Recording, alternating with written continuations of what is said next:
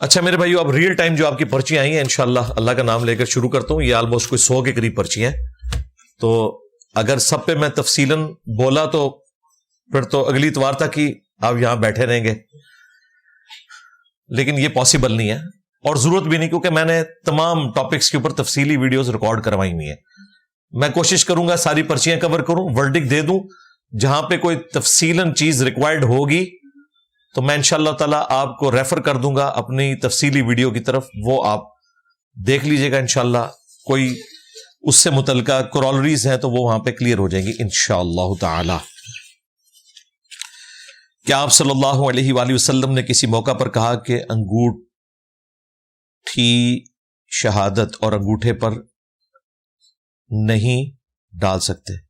یعنی شہادت اس کی انگلی پہ نہیں، اس طرح کی ممانعت نہیں، جس پہ مرضی آپ ڈالیں. نبی علیہ السلام سے دائیں ہاتھ پہ بھی انگوٹھی پہننا ثابت ہے، یہ چنگلیہ کی ساتھ والی انگلی کے اوپر، اور بائیں ہاتھ پہ بھی ثابت ہے. دونوں طرح کی احادیث موجود ہیں. اسی کی بنیاد پہ میں نے کہا تھا کہ اگر کوئی گھڑی دائیں ہاتھ پہ باندھتا ہے تب بھی درست ہے، بائیں ہاتھ پہ باندھنا چاہتا ہے تب بھی درست ہے. اس میں کوئی ایشو نہیں ہے، کوئی جھگڑا کرنے والی بات نہیں ہے. میرے ایک دوست کا کہنا ہے کہ دالیں نہیں کھانی چاہیے کیونکہ یہ یہودیوں کی خوراک ہے، کیونکہ من و سلوہ میں گوشت آتا ہے.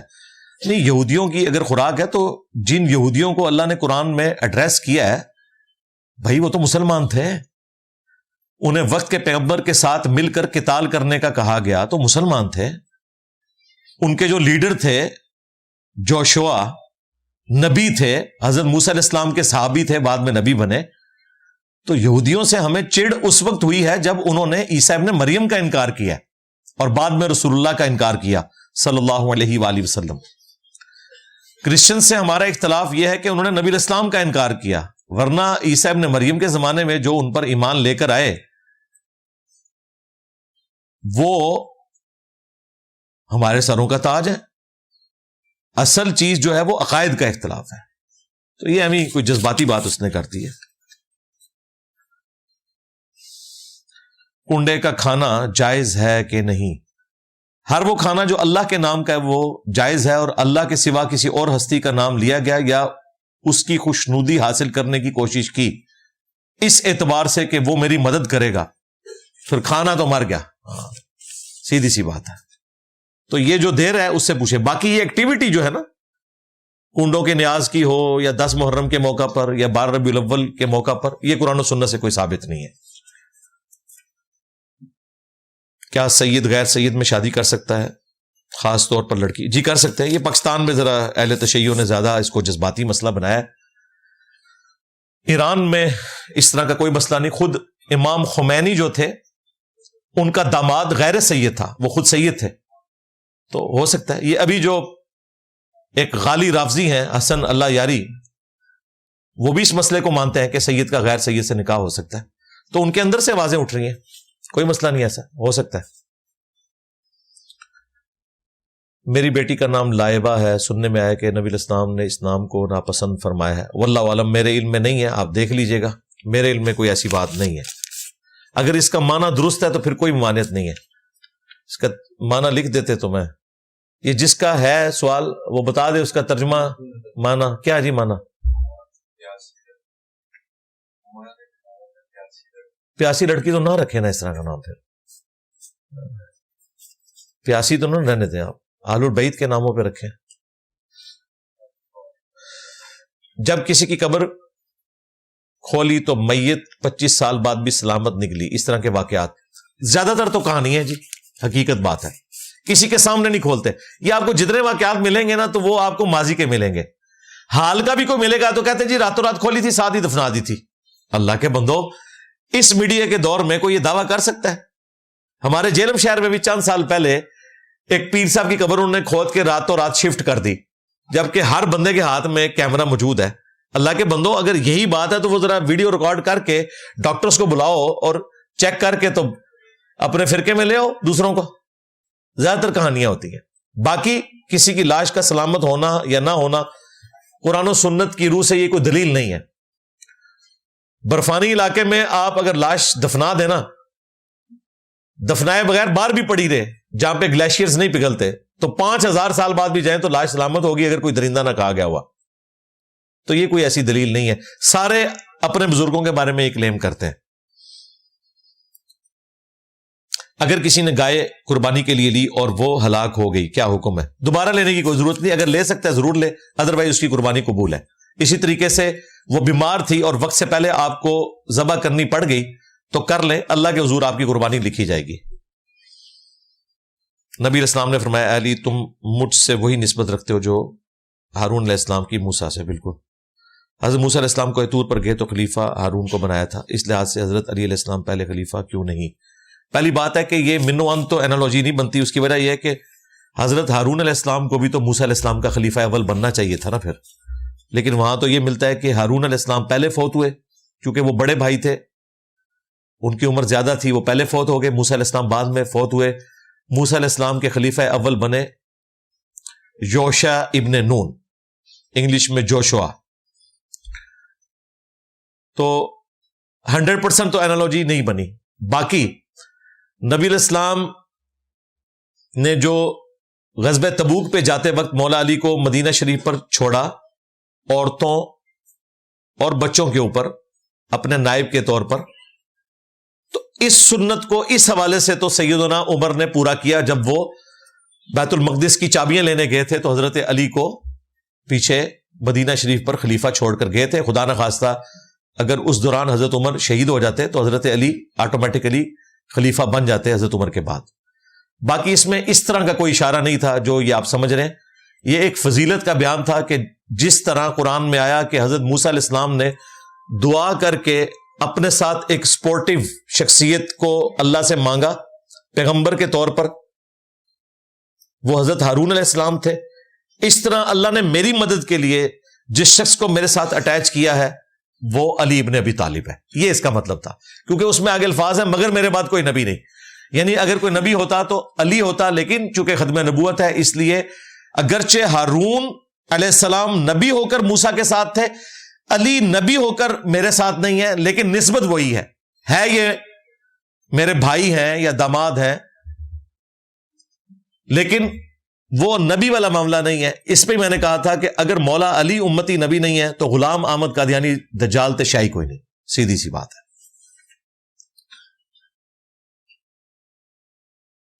کیا پانی کو ری پروسیس پلانٹ سے گزار کر وضو غسل کیا جا سکتا ہے؟ ہاں, اگر اس کی نجاست دور ہو جائے تو کیا جا سکتا ہے, کوئی مسئلہ نہیں. باہر کے ملکوں میں ایسے ہی ہو رہا ہے, اور نیچرل بھی تو یہی ہوتا ہے بھائی.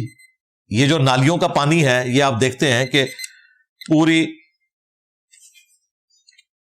جب بارشوں سے ندیاں بھر جاتی ہیں, گلیاں بھر جاتی ہیں, پھر یہ زمین میں جذب ہوتا ہے اور آپ موٹر چلا کے زمین سے وہی پانی نکال رہے ہوتے ہیں, تو وہ ری پروسیس ہی ہو رہا ہوتا ہے نیچرل طریقے سے. تو اس طرح اگر کوئی مشین کے ذریعے کرے تب بھی وہ پاک ہو جائے گا. اگر بچہ بالغ ہو جو گناہ وہ کرے اس کا وبال اس کے ماں باپ پر ہوگا. ماں باپ پر تب ہوگا جب ماں باپ اسے اس معاملے میں سپورٹ کریں, ہلہ شیری دیں یا ایسا کام کرنے کا حکم دیں. اگر وہ اپنی مرضی سے کر رہا ہے تو خود وبال بھگتے گا, لیکن جب ماں باپ کا زور ہے تو ان کا کام ہے کہ اسے روکیں. یعنی ماں باپ کا یہ کام نہیں ہے کہ اپنے بچوں کو یاشی کرنے کے لیے اتنی رقم دیں کہ وہ موٹر بائک لے کے تو ون ویلنگ کرتے ہوئے لوگوں کی لائف جو ہے وہ ونریبل کرتے ہیں. یہ ماں باپ سے اس حوالے سے تو پوچھا جائے گا, خرچہ پانی بند کریں. اور باقی اگر وہ شادی شدہ ہے اور اپنے گھر میں چلا گیا لہذا اپنی بیوی کو لے کے, تو جائے جہنم میں, آپ کا کوئی لینا دینا نہیں ہے. آپ صرف اسے سمجھا سکتے ہیں, باقی وہ اپنے اعمال کا بوجھ خود اٹھائے گا. لا تزر وازرۃ وزر اخرى, کوئی بوجھ اٹھانے والی جان کسی دوسرے کا بوجھ نہیں اٹھائے گی. آپ نے کہا کہ رکوع میں ملنے سے رکعت ہو جاتی ہے, لیکن جز القراء میں حضرت ابو ہریرہ فرماتے ہیں کہ رکوع میں ملنے سے رکعت نہیں ہوتی. یہ تفرد ہے نا, میں نے آپ کو بتایا تھا امت پوری کی پوری دوسری طرف کھڑی ہے صحابہ کرام کہ رکوع میں رکعت مل جاتی ہے.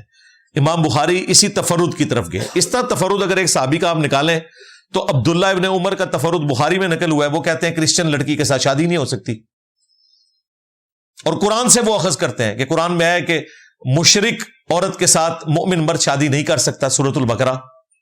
ہم اس کا جواب دیتے ہیں کہ سورۃ البقرہ میں جس مشرک کا ذکر ہے اس سے مراد بت پرست ہے, اس سے مراد اہل کتاب نہیں ہے.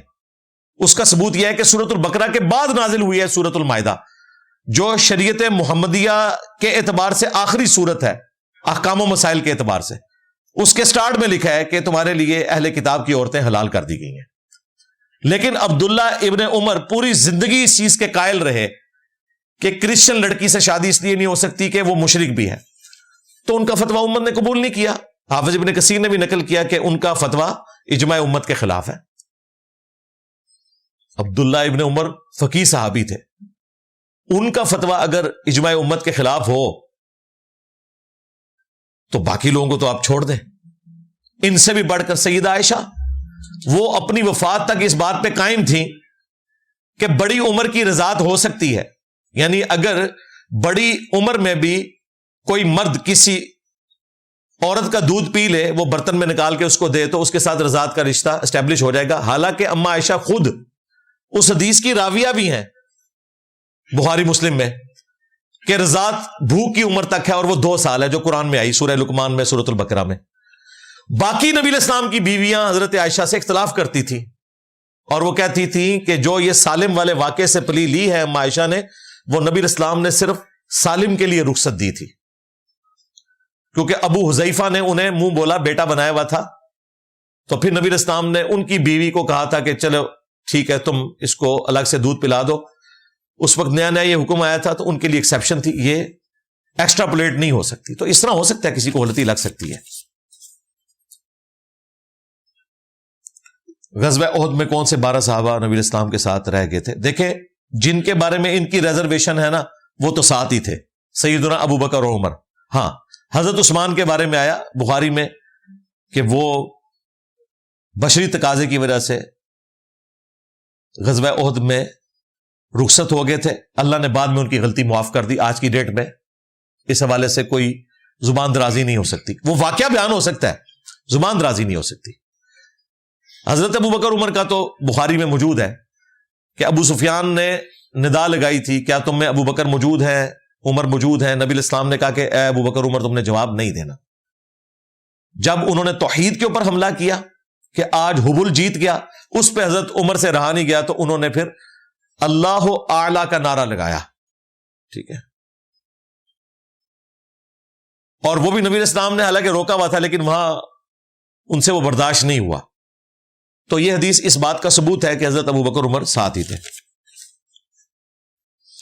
کیا صحیفہ سجادیہ امام زین العابدین کی کتاب ہے؟ جی، دعویٰ تو یہی ہے. باقی وثوق کے ساتھ تو اللہ کی کتاب ہے جس کے بارے میں کہا جا سکتا ہے. باقی چیزیں تو ظاہر ہے اس میں دوسری کوئی رائے ہو سکتی. بہرحال اس میں تو کافی توحید کے اوپر مبنی دعائیں ہیں امام سجاد امام زین العابدین کی.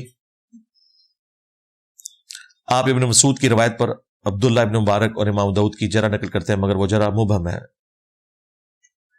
مفسر نہیں ہے. برائے مہربانی مفسر جرح بیان کریں.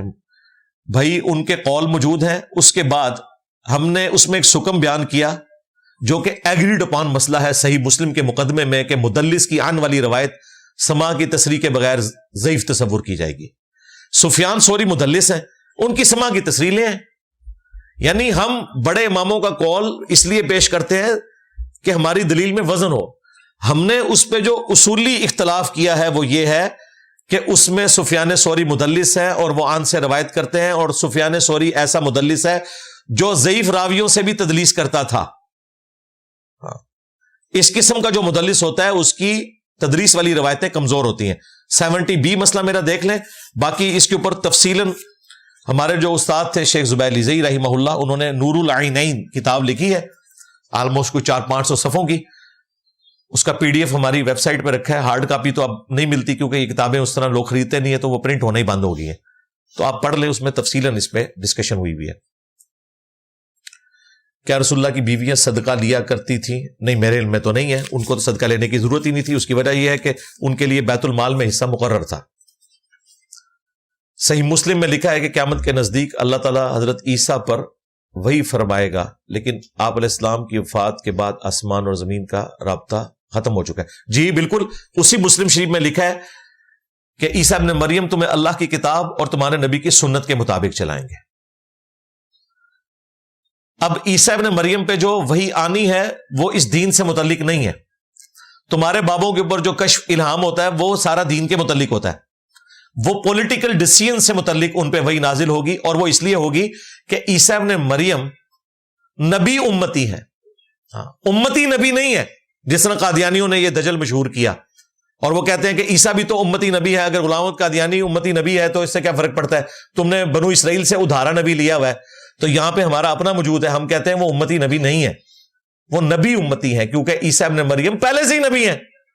اس امت میں امتی بن کر آئیں گے, لیکن نبوت چھنتی نہیں ہے. اس امت میں وہ نبی کی حیثیت سے نہیں آئیں گے, امتی کی حیثیت سے. نبی وہ پہلے سے ہی ہیں, لہذا وہ وہی والا جو معاملہ ہے وہ پولیٹیکل ڈیسیژن کے لیے ہے, وہ مسلم شریف میں ہے.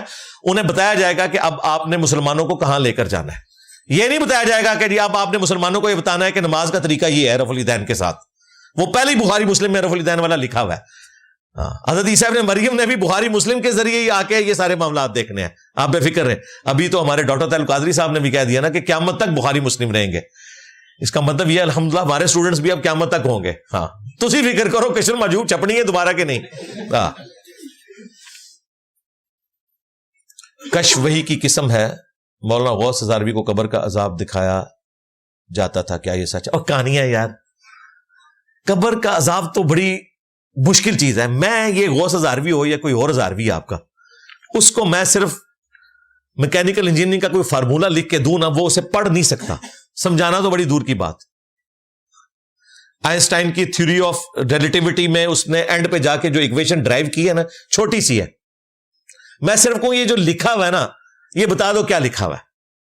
یہ بھی نہیں پوچھتا کہ اس کے اندر جو یہ کانسٹنٹ آئے ہیں یہ کیا ہے, یہ بتاؤ لکھا کیا, ویسے ریسائٹ کر دو. جیسے ایک وہ بندہ جو عربی نہیں جانتا قرآن کی تلاوت تو کر لیتا ہے نا, اس طرح یہ تلاوت کر دے. یہ بھی نہیں کر سکتے. کہانیاں بنی ہوئی ہیں, جھوٹ بولتے ہیں. بخاری مسلم میں نبی اسلام دو قبروں کے پاس کھڑے ہو گئے. صحابہ نے پوچھا کیا ہوا, آپ نے فرمایا ان کو عذاب ہو رہا ہے. حضرت ابو بکر عمر عثمان و علی کو تو نہیں نظر آیا. لو سامو, صحیح مسلم میں حدیث ہے کہ نبی اسلام کی سواری بدک گئی ایک قبر کے پاس, کیونکہ جانوروں کو اللہ تعالیٰ وہ چیزیں دکھاتا ہے جو انسانوں کو نہیں دکھاتا. نبی اسلام رک گئے. آپ نے فرمایا ان قبر والوں کو عذاب ہو رہا ہے. میں نے اللہ سے ارادہ کیا کہ تمہیں عذاب قبر سنوا دیا جائے, دکھانا نہیں, صرف سنوایا جائے. پھر مجھے خدشہ ہوا کہ تم اپنے مردوں کو دفنانا چھوڑ دو گے, اس لیے نبی اسلام نے عذاب قبر سنوایا بھی نہیں صحابہ کرام کو. تو غوث ہزاروی تو شاہی کوئی نہیں, ابو بکر عمر عثمان و علی جیسا ہے ہی کوئی نہیں, تیرے سارے بابے تھے شاہی کوئی نہیں. قرآن و حدیث کا خلاصہ اگر ایک جملے میں ہے تو یہ ہے کہ نبی کے جیسا ہے ہی کوئی نہیں, بابے تھے شاہی کوئی نہیں. اور اس کا اگلا ورژن, میں نبی سا ہے ہی کوئی نہیں, تیرے بابے تھے شاہی کوئی نہیں.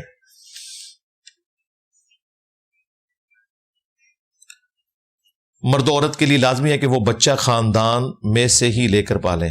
نہیں, کوئی لازمی نہیں ہے, لیکن وہ اس لیے میں پریفر کرتا ہوں, ایک تو اس کے اوریجنل ماں باپ دیکھ بھال کے لیے ہوں گے کہ یہ ہماری اولاد کے ساتھ کیا کرتا ہے. دوسرا, جو حرمت والا رشتہ ہے اس کو اسٹیبلش کیا جا سکتا ہے. یعنی مرد اگر اپنی بھانجی یا بھتیجی لے لے تو وہ اس کی محرم ہی رہے گی, اگرچہ وہ اس کی وائف کا دودھ نہ بھی پیے. اسی طریقے سے اگر وہ لے لیتی ہے بھانجا یا بھتیجا تو وہ اس کے لیے محرم ہی ہوگا, اس کی وائف کے لیے. اور اگر بھانجی یا بھتیجی ہے تو وہ مرد کی لی جائے تاکہ اس کے لیے وہ محرم ہو, اور بیوی کے ساتھ ظاہر ہے وہ لڑکی کا تو پردہ نہیں ہوگا.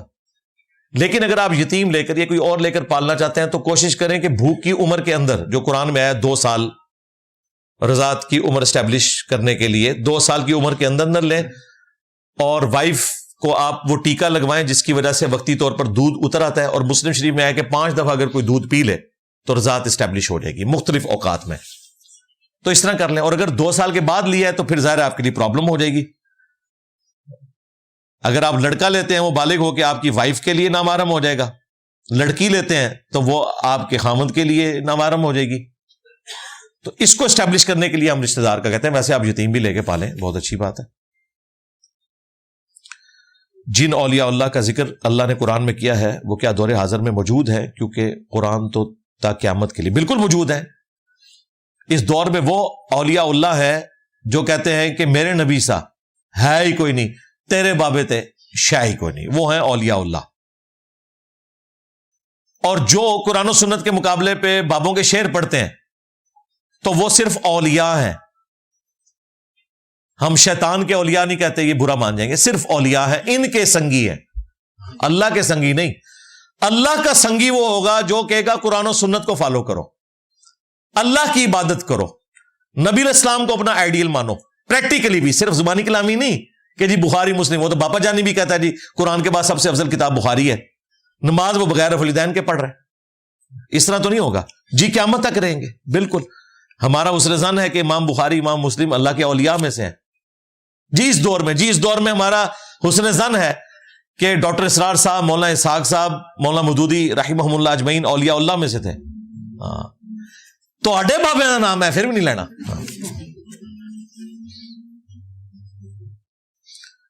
تقلید اور اتباع میں کیا فرق ہے جی؟ اتباع تو قرآن میں آئی ہے, قل ان کنتم تحبون اللہ فاتبعونی یحببکم اللہ. اتباع کرنی ہے رسول اللہ کی صلی اللہ علیہ وآلہ وسلم. تقلید کا مطلب ہوتا ہے اندھے بن کر کسی کے پیچھے چلنا. تقلید کا ورڈ ہم رسول اللہ کے لیے بھی استعمال نہیں کرتے, حالانکہ وہ حقدار ہیں کہ ان کے پیچھے ہم آنکھیں بند کر کے بھی چلیں, لیکن یہ چیز اللہ تعالیٰ کو ناپسند ہے. سورۃ الفرقان میں آیا کہ ہمارے بندے وہ ہیں جو اندھے اور بہرے ہو کر آیات پر نہیں گرتے بلکہ غور و تفکر کرتے ہیں. اللہ تعالیٰ کو نفرت ہے اس بات سے کہ کوئی کہے کہ میں اندھا بن کے قرآن و سنت کے پیچھے چل رہا ہوں. اسی لیے سورہ یوسف میں آیا کہ اے نبی تم فرماؤ میں اور میرے اصحاب پوری بصیرت کے ساتھ اس دین کی پیروی کر رہے ہیں. تو تقلید کا ورڈ تو رسول اللہ کے لیے بولنا بھی گستاخی ہے. ہم ان کے متبع سنت ہیں, اتباع کرنے والے ہیں, اطاعت کرنے والے ہیں. تقلید ہے بغیر دلیل کے آنکھیں بند کر کے کسی کے پیچھے چلنا, اور اتباع یہ ہے کہ آپ نے محبت کے ساتھ پیروی کرنی ہے قرآن و سنت کی دلیل کی روشنی میں, اور اس میں ٹاپ آف لسٹ رسول اللہ کی ذات ہے صلی اللہ علیہ وآلہ وسلم. اس کے بعد اہل البیت ہے, صحابہ کرام ہیں. گھر میں علم لگانا اور کالا جھنڈا لگانا کیسا ہے؟ یہ بدعت ہے جی, کوئی ثابت نہیں ہے جی. یہ پنجہ اگر لگانا ہوتا تو نبی اسلام کا پنجہ سٹیل کا بنوا کے یا اس زمانے میں لوہے کا بنوا کے مولا علی اپنے گھر کی چھت پہ لگا لیتے. اگر کوئی ایسے سرکاری محکمے میں نوکری کرتا ہے جہاں سے اوپر والی مینجمنٹ کو پیسے دینے پڑتے ہیں جس کی وجہ سے مجبوراً رشوت دینی پڑتی ہے, اس کے بارے میں رہنمائی کیا رہنمائی کریں؟ چھوڑ دیں بھائی. ہاں, جب تک کوئی اور نوکری نہیں ملتی انڈر پروٹیسٹ کریں اور اپنی جاب کو چینج کریں یا اپنی ٹرانسفر کروا لیں. ایسی جگہ بھی ہے جہاں آپ کو یہ کچھ نہیں کرنا پڑے گا, ٹرانسفر کروا لینا. اب یہ تو نہیں ہو سکتا کہ آپ کہیں جی میں نے سٹی میں رہنا ہے, اگر میں رشوت سے بچتا ہوں تو میری گاؤں میں ٹرانسفر کر دیں گے. تو بھئی آخرت بچا لینا, پھر چوپڑیاں نالے دو تو نہیں نا. دنیا میں تو آپ نے مشقت کے ساتھ زندگی گزارنی ہے نا. صحیح مسلم میں حدیث ہے کہ دنیا مومن کے لیے قید خانہ ہے اور کافر کے لیے جنت ہے. قیامت میں ہر انسان کو اپنے حساب و کتاب پر یقین کیسے ہوگا؟ فلم چلا دی جائے گی جی, یقین آ جائے گا. یقین کی کیا ضرورت ہے؟ جو کم پائے نے تو انہوں پتا ہوئے گا کہ کیا کیتے ہیں. ہاں, یہ جنہوں نے چشتی رسول اللہ کے اوپر سبحان اللہ پڑھی ہوئی ہے, ان کو اب یقین دلایا جائے گا کہ تم نے پڑھی تھی کہ نہیں پڑھی تھی. یہ منکر بھی ہو جائیں, ان کی فلم ان کو چلا دی جائے گی, کوئی نہیں بھاگ سکتا. تو یقین آ جائے گا, بے فکر رہیں. کیا چھوٹے درجے والے جنتی بڑے درجے والے جنتیوں کے پاس جا سکیں گے؟ مثلا نبی کریم صلی اللہ علیہ وسلم اور صحابہ کرام. جی بالکل جائیں گے, وقتی طور پہ جا سکتے ہیں, پکا ڈیرا نہیں لگا سکتے. ہاں یہ ضرور ہے قرآن میں ہے کہ اگر کوئی شخص نیک ہے اور اس کے ماں باپ نچلے درجے کی جنت میں ہیں, اس کے بیوی بچے, تو اللہ تعالیٰ اس شخص کی عزت افزائی کرتے ہوئے اس کے ماں باپ اور بیوی بچوں کو بھی اس کے لیول پہ لے آئے گا. یہ نہیں کرے گا کہ اس کو نیچے لے آئے کہ ماں پیو ملے تھے تھلے آ جا. نہیں, اللہ تعالیٰ کہے گا اس کی نسبت کی وجہ سے میں ان کو بھی اوپر والے درجے میں لے جاتا ہوں. یہ اللہ کی رحمت ہے. ہم اللہ کے نیک بندوں کی شفاعت کے بھی قائل ہیں.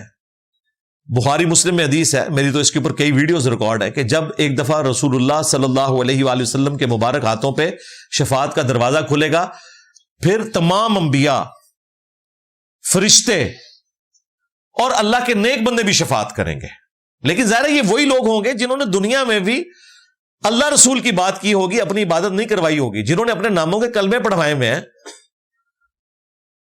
وہ تو اپنے ماننے والوں کے ساتھ ادھر ہوں گے کہ جس سے ہم روزانہ مغرب اور فجر کے بعد 7 دفعہ اللہ کی پناہ میں آتے ہیں, اللہم اجرنا من النار. ہاں, تو انہوں نے شفاعت کسی کی کیا کرنی ہے؟ کیا حدیث کی کتابوں میں بھی تبدیلیاں آئی ہیں؟ کیونکہ یہ بھی 1100 سال پرانی نہیں، کوئی ایسی تبدیلی نہیں ہے، پرانے نسخے بھی موجود ہیں، اور یہ ٹاپک تو ہے ہی نہیں کہیں پہ. دنیا میں کبھی یہ نہیں کہا جاتا کہ بخاری مسلم بدل گئی ہیں. جس طرح قرآن دو گتوں کے درمیان ویسا ہی ہے جیسا کہ نازل ہوا، بخاری مسلم بھی ویسی ہی ہے جس طرح کہ امام بخاری امام مسلم نے لکھی. ہاں یہ ہو سکتا ہے کہ اس میں چند اقوال ایسے ہیں جو بغیر سند کے لکھے جو ثابت نہ ہو، لیکن امام بخاری امام مسلم جو لکھ کر دے کے گئے تھے وہ اسی طرح موجود ہے. کلمی نسخے بھی اس کے رکھے ہوئے ہیں بیروت میں. ویسے تو اب پوری دنیا میں سافٹ ویئرز بن چکے ہیں، کوئی اس طریقے سے ہیرا پھیری کر ہی نہیں سکتا. آپ بریلوی، دیوبندی، اہل حدیث تینوں کی بخاری اٹھائے، آپ کو ایک لفظ کا فرق بھی نظر نہیں آئے گا. تو ایسی کوئی بات نہیں ہے، جھگڑا ختم ہو چکا ہے، کبھی ہے ہی نہیں تھا. کیا ہم رمضان عیدین سعودیہ کے ساتھ کر سکتے ہیں؟ یار رمضان اور عیدین تو چھوٹی چیز ہے، نماز بھی سعودیہ کے ساتھ پڑھے. ہاں ادھر عصر کی نماز ہو رہی ہوگی، وہاں زور کی ہو رہی ہوگی، اس طرح ہو سکتا ہے. آپ نے وقت مقررہ کو فالو کرنا ہے اپنے علاقے کا. سعودیہ کے لیے دین نہیں آیا. اور دوسرا، سعودیہ کے لیے تو آپ اس لیے بھی بات کر رہے ہیں کہ آج میڈیا کی وجہ سے آپ کو پتا ہے کہ سعودیہ میں اس وقت کیا ٹائم ہوا ہے. آج سے 100 سال پہلے تو آپ کو پتہ ہی نہیں تھا کہ سعودیہ میں اس وقت کون سا دن ہے، ٹائم کون سا ہے، پتہ ہی نہیں ہوتا تھا. لو سامو. موجودہ ملکی حالات کے پیش نظر ہمیں کیا کرنا چاہیے؟ موجودہ نظام کو دیکھتے ہوئے ہم پر بغاوت فرض ہے؟ نہیں، کوئی بغاوت فرض نہیں ہے. ود ان سسٹم نے، میرا خیال ہے غامدی صاحب نے جو پچھلے دنوں بڑی اچھی ویڈیو ریکارڈ کروائی ہے اس میں انہوں نے ایک اچھی چیز ہائی لائٹ کی ہے، وہ تمام لوگوں کو دیکھنی چاہیے. ایک چیز ہے ریاست، ایک چیز ہے حکومت. حکومت بدلتی ہے، ریاست اپنی جگہ رہتی ہے. حکومت کبھی نون لیگ کی ہوگی، کبھی پیپلز پارٹی کی ہوگی، کبھی پی ٹی آئی کی ہوگی، اور اللہ نے کبھی چاہا تو شاید جماعت اسلامی کی بھی انشاءاللہ ہو جائے. لیکن ریاست اپنی جگہ موجود رہتی ہے. ریاست کے خلاف جو بغاوت کرتا ہے نا وہ خارجی ہوتا ہے. یہ آج کل جو آپ خارجی کی ٹرم سن رہے ہیں نا وہ بالکل جینون ہے، کیونکہ ان لوگوں کی بغاوت حکومت پاکستان کے خلاف نہیں ہے، ریاست پاکستان کے خلاف ہے. کیا پیپلز پارٹی کی گورنمنٹ میں یہ لوگ حکومت کے خلاف بغاوت نہیں کر رہے ہوتے تھے؟ وہ ریاست کے خلاف بغاوت ہوتی تھی. پی ٹی آئی کے دور میں بھی یہی کچھ ہوتا رہا، ٹی ٹی پی کی طرف سے، آج بھی یہی کچھ ہو رہا ہے. تو یہ ریاست کے خلاف بغاوت ہے. اس طرح کا آرمڈ کنفلکٹ کرنے کی اجازت نہیں ہے. باقی پولیٹیکل سٹرگل وہ آپ کو ضرور کرنی چاہیے، وہ آپ کا رائٹ ہے. لیکن جب آپ اس طرح آرمڈ کنفلکٹ کرتے ہیں تو پھر ریاست اپنا راستہ لیتی ہے، اور پھر وہ کچھ ہوتا ہے جو کچھ آپ کو ہوتا ہوا نظر آ رہا ہے. رہا ناانصافیوں کا، تو بھائی ناانصافیوں پہ اگر بات کریں گے پھر بات بڑی دور تک جا کے نکلے گی. ہاں پھر یہاں بات نہیں رکے گی. پھر پاکستان بنتے ہی ہمارے ساتھ بہت بڑی ناانصافی ہو گئی تھی. ٹھیک ہے، پہلا جو ماشاء اللہ ہے میں سمجھتا ہوں وہ ملک کا قبلہ بدل گیا تھا. آج اسی کا پڑ پوتا بیٹھ کے تو ہمیں ڈیموکریسی سکھا رہے ہیں نا. یہ سارا کام ہی اس کے پردادے کا ڈالا ہوا ہے. ٹھیک ہے، جس کا نام لکھنے کی اس جماعت کو بھی توفیق نہیں ہو رہی ہے جو آج ڈیموکریسی کی بات کر رہی ہے. وہ یحییٰ خان کی بات کریں گے، ضیاء الحق کی بات کریں گے، اس کا نام نہیں لیں گے. ٹھیک ہے، تو بات یہ ہے کہ یہ معاملہ پیچھے سے خراب ہوا ہے. تو جتنے لوگ ہیں اس معاملے میں مجرم، وہ سارے کے سارے اللہ کے حضور جواب دہ ہوں گے. باقی اسی سسٹم میں رہنا ہے، سٹرگل کرنی ہے، انشاءاللہ تعالی بہتری آئے گی. چلنے دیں. 2017 میں اگر اس طریقے سے گورنمنٹ نہ ہٹائی جاتی تو معاملات بہتر ہوتے. 2022 میں اس طریقے سے حکومت نہ ہٹائی جاتی تو معاملات بہتر ہوتے.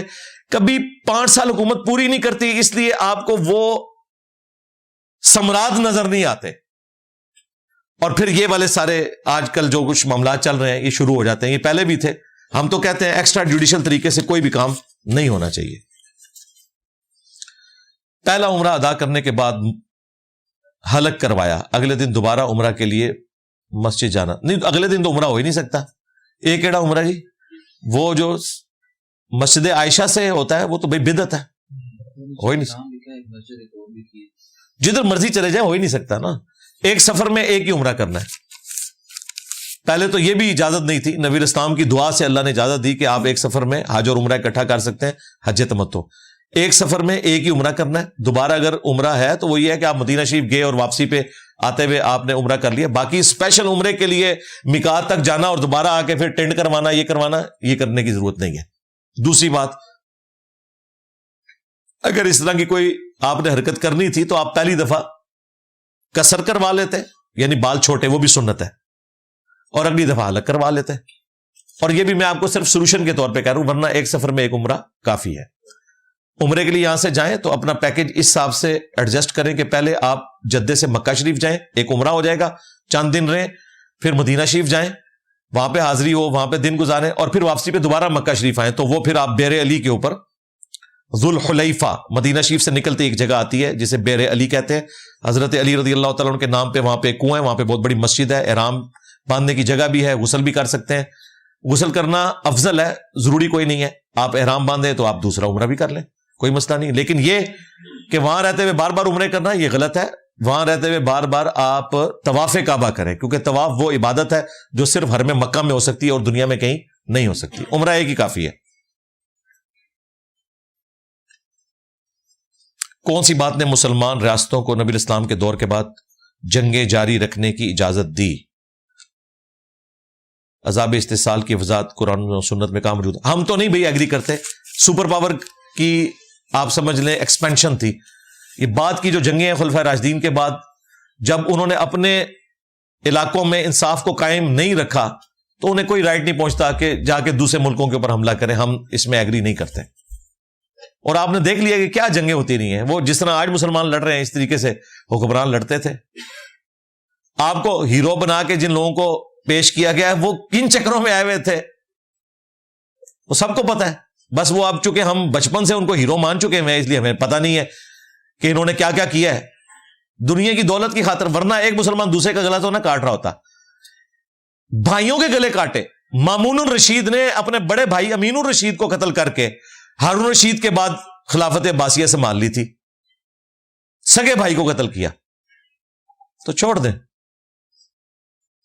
جنت میں کیا ہم اللہ سے پرانے وقت کے بارے میں پوچھ سکتے ہیں؟ بالکل، ہر چیز پوچھ سکتے ہیں. آپ پرانی فلم دیکھنا چاہیں وہ بھی دیکھ سکتے ہیں. نبی الاسلام کی مبارک زندگی کی پوری بایوگرافی ویڈیو میں دیکھنا چاہیں وہ بھی دیکھ سکتے ہیں.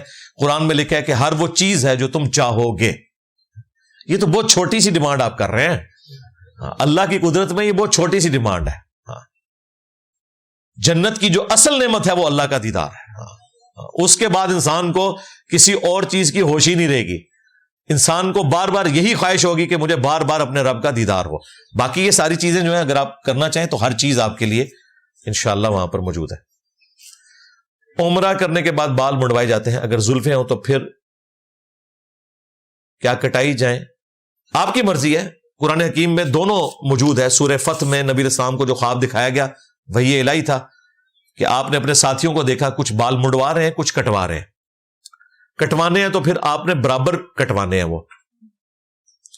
اور یہ نہیں ہو سکتا کہ آپ تھوڑے سے ایک حصے کے ریموو کر دیں. آپ موٹی مشین پھروا لیں یا لمبے بال ہیں تو ان کو تھوڑا چھوٹا کروا لیں، لیکن سارے سر کے بالوں کو برابر.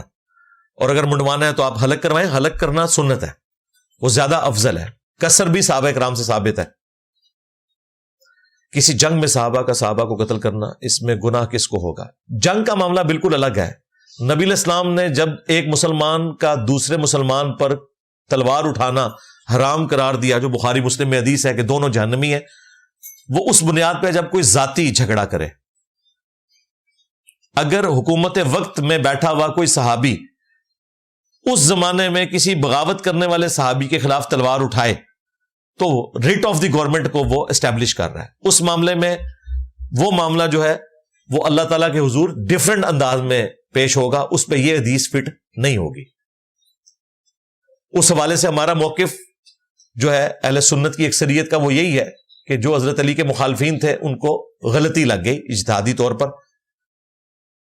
باقی انہیں اجر ملے یا نہ ملے، لیکن امید ہے کہ ان کی صحابیت کی وجہ سے اللہ تعالیٰ قیامت کے دن ان سے درگزر کا معاملہ فرمائے گا. ہاں انشاءاللہ تعالیٰ. کیا اولاد کے سال ثواب میں صرف بیٹی بیٹا شامل ہے یا پوتا پوتی بھی؟ سارے شامل ہیں، پوری نسل. ربنا هب لنا من ازواجنا وذرياتنا قرة اعین وجعلنا للمتقین اماما، ہماری آنے والی نسلیں بھی جو ہیں وہ متقی ہوں، ہم ان کے امام ٹھہریں. نسل در نسل وہ سارا معاملہ، دادی دادا، اسی طریقے سے اولاد میں پوتی پوتا، یہ سب کے سب وہ اسی صلب میں چل رہے ہوتے ہیں. جب ہم دعا کرتے ہیں رب ارحمہما کما ربیانی صغیرا، تو اس میں ہمارے ماں باپ بھی شامل ہیں اور ہماری دادی دادا بھی شامل ہیں، نانی نانا بھی شامل ہے. کیا سنوکر کھیلنا جائز ہے؟ سنوکر کھیل سکتے ہیں، جوا نہیں ہونا چاہیے کہ جو ہارے گا وہ پیسے دے گا. اس کی کمائی حلال ہے. کمائی کہاں سے حلال ہوگی؟ زیادہ تر تو سود کے اوپر چل رہی ہے. ہاں اگر اس طرح کی کوئی سنوکر کی گیم ہو کہ جس میں 2 بندے کھیلیں اور آدھے آدھے پیسے ڈالیں، چاہے کوئی جیتے یا ہارے، تو پھر وہ صورت درست ہو سکتی ہے. ہم اس کی ایک درست صورت بھی بتا رہے ہیں. یا آپ اپنے گھر میں سنوکر رکھی ہوئی جس طرح امیر لوگوں نے بغیر سود کے کھیل ہوتے ہیں وہ کھیلیں. گیم بری نہیں ہے. اب لوڈو ایک سستی ترین گھریلو انڈور گیم ہے، اس میں بھی جوا لگا ہوتا ہے. اگر آپ مجھ سے پوچھیں کہ جی لوڈو کھیلنا حلال ہے، تو میں آپ کو کہوں گا حلال ہے اگر جوا نہ لگاؤ. یہاں ہمارے بوڑھے بوڑھے بیٹھ کے جو ہے وہ لوڈو کھیل رہے ہوتے ہیں. میں کچھ دن پہلے اپنی وائف کے ساتھ موٹر بائک پہ ایک گاؤں سے گزر رہا تھا، تو دوپہر میں کوئی 8-10 بابے بیٹھ کے نا جی وہ لوڈو کھیل رہے ہیں. تو میں نے کہا یہ دیکھ لیں، اس عمر میں گوروں کے بابے جو ہیں وہ اس کے اوپر محنت کر رہے ہوتے ہیں کہ ہم نے سائنس میں مزید ترقی کیسے کرنی ہے، آنے والی جنریشن کو ہم نے کیا دینا ہے. ابھی دیکھیں پچھلے دنوں آسٹریلیا کی پارلیمنٹ نے قانون پاس کیا ہے کہ چھوٹے بچوں کو سمارٹ فون اور یہ ڈیوائسز آپ نے نہیں دینی، ان کے ذہن کے اوپر برا اثر پڑتا ہے. پارلیمنٹ نے قانون پاس کیا ہے. ہاں، اسلام کا قلعہ پاکستان ہے. آسٹریلیا والے اپنی نسلوں کا بھی خیال کر رہے ہیں. ہمارے بابے بیٹھ کے لوڈو کھیل رہے ہوتے ہیں. ہمارے بابے بیٹھ کے واٹس ایپ کے اوپر ایک دوسرے کے پولیٹیکل لیڈرز کی ننگی ویڈیوز اے آئی میں بنی ہوئی وہ شیئر کروا رہے ہوتے ہیں. لو سامو. کیا بچوں کو تعویذ پہنانا جائز ہے؟ اگر تو اس پہ کوئی قرآنی آیت لکھی ہوئی ہے تو اس طرح کا تعویذ تو جائز نہیں ہے، لیکن اسے ہم شرک نہیں کہتے. لیکن اگر اس پہ یا شیخ عبد القادر جیلانی المدد لکھا ہے تو وہ تو شرکیہ ہے. البتہ اگر کوئی اس اعتبار سے تختی لٹکا دے، جو سنن نبی داؤد میں آتا ہے کہ عبداللہ بن عمر جو ہیں وہ بچوں کے گلے میں تختی لٹکا دیتے تھے اس پہ لکھ کے دعا، تو وہ اس لیے کہ وہ تختی کو دیکھ کر یاد کر لیں، جس طرح باپا جانی نے بھی لکھا ہے غیبت کے خلاف جنگ جاری رہے گی.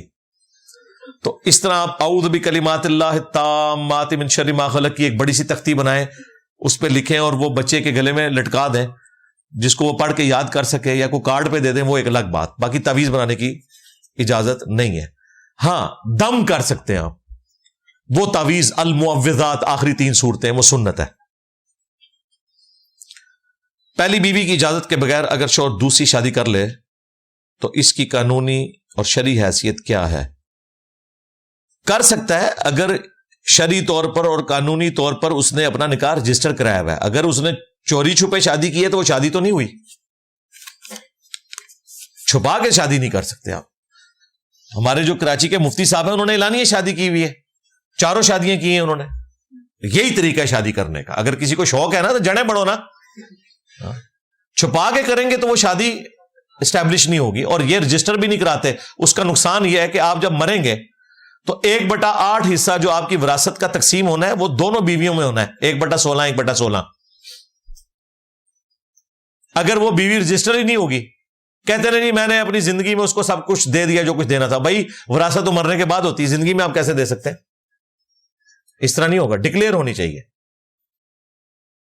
ہاں بیوی کی اجازت کی ضرورت نہیں ہے، صرف اسے بتا دے، باقی وہ جانے اور آپ کی آنے والی بیوی جانے. ہاں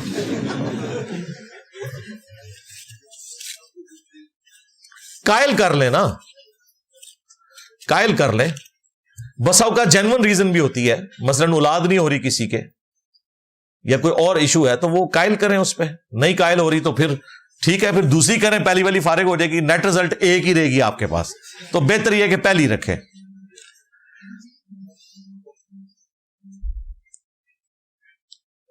علماء حضرات اکثر آپ کا دوسرا جملہ باب دشائی کوئی نہیں کوٹ کرتے ہیں، پہلا جملہ ساتھ کیوں نہیں پڑھتے؟ نہ پڑھیں، کوئی فرق نہیں پڑتا، اپنی بدنامی کروائیں گے. کیونکہ جب یہ بولیں گے تو پھر ہماری ویڈیوز تک لوگ پہنچ جائیں گے, انہیں پتہ چل جائے گا پورا جملہ کیا ہے. ویسے میں آپ کو بتاؤں, یہ جو کچھ کر رہے ہیں ان کی پبلک کو بھی پتہ ہے پورا جملہ کون سا ہے. حقیقت بات ہے, پورا جملہ نہ بھی بولیں تب بھی ہم جنرلی سمجھتے ہیں کہ ان کے بابے کوئی شائی نہیں ہے. ہاں, ان کے ایمان بھی مشکوک ہے, سیدھی سی بات ہے. جنہوں نے اپنے ناموں کے کلمے پڑھائے ہوئے, اگر آپ کو یقین نہیں آتا تو بریلویوں سے پوچھ لیں. اشرف تھانوی جو ہے, جو بابا ہے اتنا بڑا, وہ تو اسے مسلمان ہی نہیں سمجھتے. تو کوئی مسئلہ نہیں, آدھا بھی کوٹ کریں, اچھی بات ہے, لوگ خود پہنچیں گے. انہوں نے باقی چیزیں بھی آدھی کوٹ کی ہیں نا, کریں. میں ویب سائٹ بناتا ہوں, کبھی کبھی عورتوں کی تصاویر لگانی پڑتی ہیں, کیا اس کی آمدنی حلال ہوگی میرے لیے؟ اور بعض دفعہ عورتوں سے بھی بات کرنی پڑتی ہے. بات کرنا تو معاملہ اور ہے بھائی, وہ تو آپ ڈیلنگ میں کر سکتے ہیں. ایک دکاندار ہے, وہ عورت سے بات بھی کر سکتا ہے نگاہیں جھکا کے, لیکن ایک عورت کی تصویر لگانا, اسے پبلک میں عام کرنا, یہ مسئلہ جو ہے خطرناک ہے, خطرناک سے بھی اگلا ورژ. تو اس کو ہم کسی صورت جائز نہیں کہہ سکتے, سیدھی سی بات ہے. کیسے جائز کہتے ہیں؟ نعت پڑھتے ہوئے جو پیسے دیے جاتے ہیں وہ جائز ہیں؟ لٹانے نہیں چاہیے. اگر نعت شرکیہ نہیں ہے, آپ کسی قاری کی خدمت کرنا چاہتے ہیں, کسی نعت خان کی خدمت کرنا چاہتے ہیں, اس کے ہاتھوں میں آپ پکڑا دیں, بعد میں پکڑا دیں, جائز ہے, بشرطے کہ وہ شرکیہ نعتیں نہ پڑھ رہا ہوں, کوئی حرج نہیں, دے سکتے ہیں. اس کا ڈیمانڈ کرنا غلط ہے کہ ایک نعت خان کہہ جی 1 لاکھ روپے لوں گا تو محفل میں آؤں گا. ایسے نعت خان کو آپ نہ بلائیں. ہماری قریب والی مساجد میں ظہر اثر کی جماعت امام صاحب 4 منٹ میں ادا کرتے ہیں, ہماری سورہ فاتحہ بھی مکمل نہیں ہوتی, ہمارا دل بھی مطمئن نہیں ہوتا. بالکل ایسے ہی ہوتا ہے جی. اب تو اہل حدیث بھی اتنی تیز پڑھنا شروع ہو گئے, پتہ نہیں کیا ہو گیا ان کو, تو واقعی تکلیف ہوتی ہے. غصہ, بالکل آپ کو تو غصہ آتا ہے, میں تو بعض اوقات مجھے تو سانس چڑھ جاتا ہے, اتنی تیز نماز پڑھتے ہیں, تسبیحات بھی پوری نہیں پڑھی جاتی. تو اس کا حال یہ ہے کہ کوئی اور مسجد ڈھونڈ لیں, اور اگر کوئی اور مسجد نہیں ہے تو امام صاحب کے اوپر انویسٹمنٹ کریں.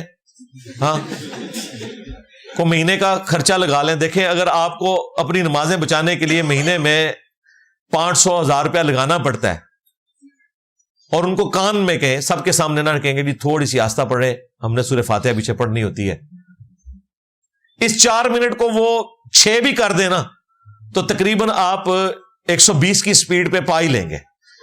ہاں, 8 منٹ کر دیں تو اور آسان ہے, اور 10 منٹ کریں تو آئیڈیل ہے, پھر تو آپ آسانی سے 4 رکعتیں پڑھ سکتے ہیں. تھوڑی سی انویسٹمنٹ کریں, پیسے بڑی طاقت ہے اللہ جو بندے ہو.